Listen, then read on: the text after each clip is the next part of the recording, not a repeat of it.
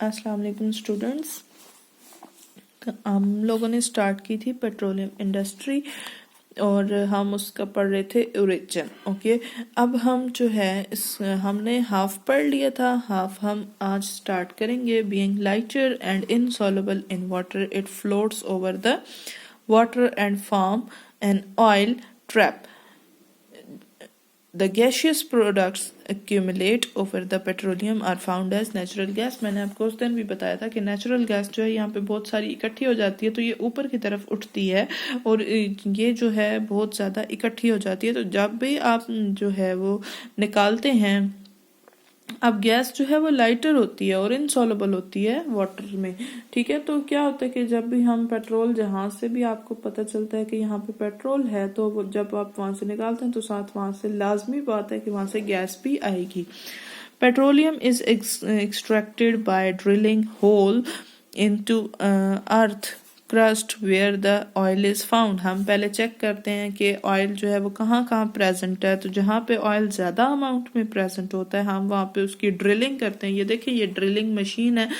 तो ये जैसे सुराख करने वाली मशीन होती है ना, बिल्कुल वैसी ड्रिलिंग मशीन है। ये एक कुआं सा हम बनाते हैं और उसमें ये ड्रिलिंग मशीन लगा देते हैं और फिर इससे क्या होता है कि हम ये इसको नीचे रॉक तक लेके जाते हैं जहाँ पे पेट्रोल या पेट्रोलियम प्रोडक्ट्स जो हैं वो प्रेजेंट हैं। तो इसको हम क्या करते हैं, इससे हम फिर सक्शन करते हैं।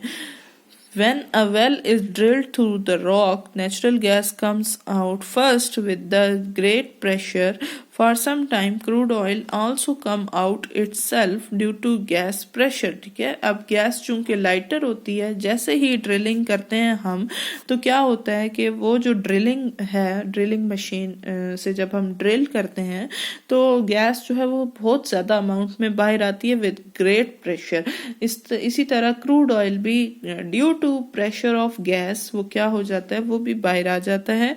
Subside, then crude oil is pumped out. The crude oil is refined in the refineries. अब क्या होता है कि ऑयल निकालने वाली फैक्ट्रीज अलग हैं, फिर हमने ऑयल को रिफाइन करना होता है, साफ करना होता है। ठीक है, हमने इसमें से जो डिफरेंट इम्प्योरिटीज होती हैं उनको निकालना होता है और इसके अलावा इसको जो है वो डिफरेंशिएट करना होता है। अब हर चीज के लिए ऑयल जो है वो, हर चीज का ऑयल डिफरेंट है। रिफाइनिंग की यहाँ पे डेफिनेशन है, इसको मार्क करें। Refining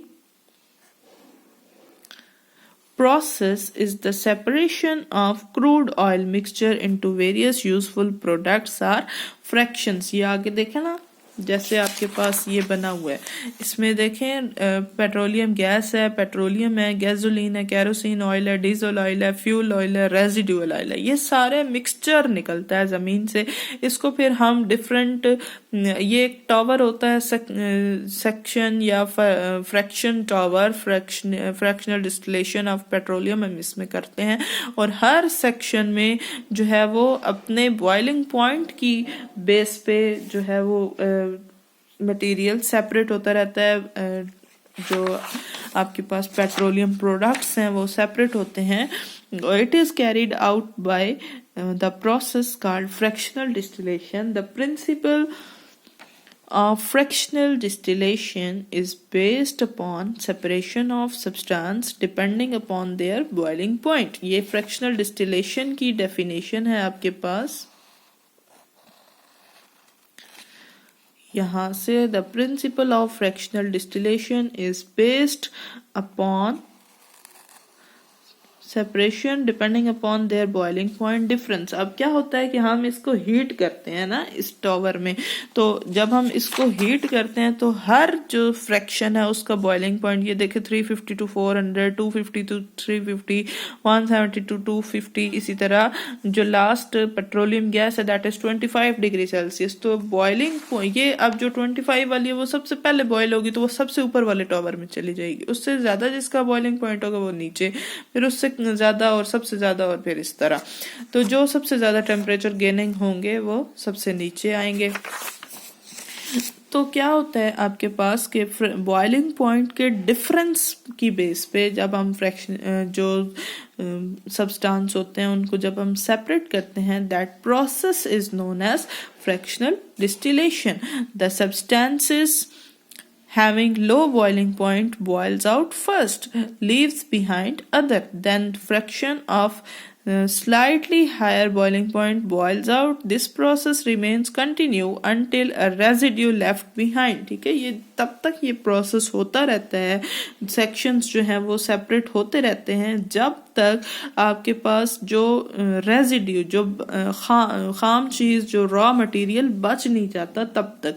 the various of each vapours of each fraction are collected and condense separately. ठीक है, अब हम इसको जब हीट कर रहे होते हैं ना तो बॉइलिंग पॉइंट बॉयल होता है ना ऑयल, तो जब ये बॉयल होता है तो जो चीज जिसका सबसे कम बॉइलिंग पॉइंट है वो सबसे पहले बॉयल होगी और वो चली जाएगी अपने फ्रैक्शन वाले टॉवर में. ओके, अपने सेक्शन में चली जाएगी. जब वहां पे जाएगी तो उसको वहां पे वेपर्स होंगे, उनको इकट्ठा कर लिया जाता है, फिर उनको ठंडा किया जाता है. जब उनको ठंडा किया जाता है तो फिर हमारे पास ऑयल मिलता है.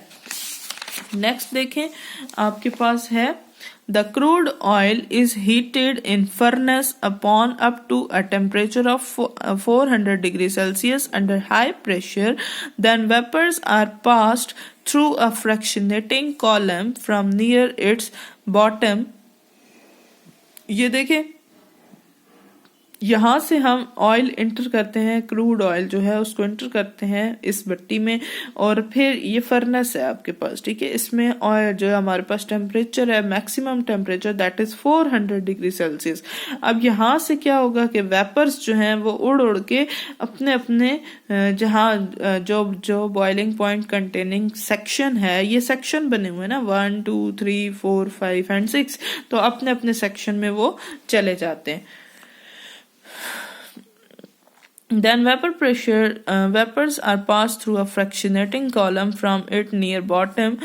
Hot vapors rise up in the column and gradually cools down and condense such that vapors of that higher boiling point fraction, that is 350 to 400, condense first in the lower part of the tower, while vapors of medium and lower boiling point fraction rise upward in the tower and condense gradually with respect to their boiling point at different levels. अब क्या होगा कि जैसे ही आप crude oil को जब vaporise करेंगे तो सबसे यहाँ पे टेम्परेचर जो है उसको कम रखा जाता है ताकि जो boiling point containing 350 to 400 degree Celsius containing fuel oil है वो जल्दी से ठंडा हो जाए, ताकि बाकी चीजें जो है वो वेपर्स जो है वो उड़ के ऊपर चले जाएं. जो मीडियम और लोअर बॉइलिंग पॉइंट कंटेनिंग हैं वो ऊपर चले जाएं और जो सबसे है वो टॉप पे चले जाएं. ओके, सबसे कम वाला टॉप पे चला जाए. In this way crude oil is separated into 6 hydrocarbon fractions as discussed below. Each fraction has its specific boiling range, composition and uses. अब हर एक की जो है वो अपने अपने ये यूजेस भी दिए हुए हैं और कंपोजिशंस भी दी हुई हैं, ये हम पढ़ेंगे नेक्स्ट लेक्चर में. और ये देखें, अब ये जो है फ्रैक्शनेटिंग कॉलम है, इसके अंदर बॉइलिंग पॉइंट के डिफरेंस पे जो क्रूड ऑयल है उसमें फ्रैक्शंस जो है वो होते हैं. तो इस प्रिंसिपल को क्या बोलते हैं? Fractional distillation. और इस बेस पे हम क्रूड ऑयल को सेपरेट करते हैं. और जो 400 से अबव जिसका टेम्परेचर होता है वो तो हमें चाहिए ही नहीं होता, तो उसके वो जो है वो क्या बन जाता है? Residual oil. और इसका टेम्परेचर जो है वो कितना होता है? ये क्योंकि वेपराइज नहीं हो सकता. क्यों? क्योंकि हमने टेम्परेचर ही कितना रखा है? 400 डिग्री सेल्सियस. तो 400 डिग्री सेल्सियस से अबव जो टेम्परेचर कंटेनिंग होगा दैट इज आपका रेजिडुअल ऑयल जो कि बच जाता है. Okay, thank you so much.